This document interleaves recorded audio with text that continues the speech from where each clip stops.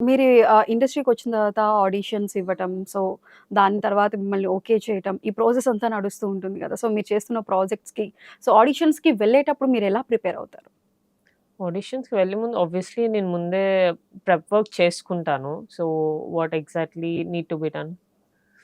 So, auditions yeah! ఇప్పటికి ఇస్తాను. It's going well. So, ఆడిషన్స్‌కి వెళ్ళేటప్పుడు ఏదైనా మూవీస్‌కి చాలామంది ఉన్నదేంటంటే, తెలుగు అమ్మాయిలని ఎక్కువ తీసుకోరనే టాక్ ఇండస్ట్రీలో చాలా ఉంది. యాక్చువల్లీ మనకి చాలా మూవీస్ చూస్తుంటే మనకది కనిపిస్తూనే ఉంటది. సో, తెలుగు అమ్మాయిలు ఉన్నారంటే ఎప్పుడైనా సరే మీడియం రేంజ్ మూవీస్ గాని, వెబ్ సీరీస్ వరకు మాత్రమే తెలుగు అమ్మాయిలు పరిమితమైన సిట్యుయేషన్స్ చాలా ఉన్నాయి.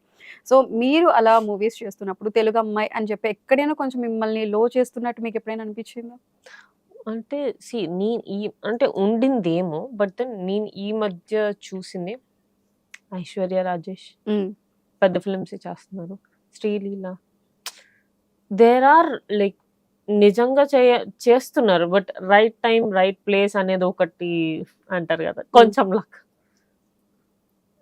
సో, లక్ అప్పటి మీద వరకు బేస్ అయి ఉంటుందంటారు. లక్ మీద అంటే ఇప్పుడు మనకి 100 మార్క్స్ రావాలనుకోండి. దాంట్లో బిట్స్ ఉంటది. దాంట్లో main main like 5 marks so, అన్నీ మ్యాటర్ అవుతాయి.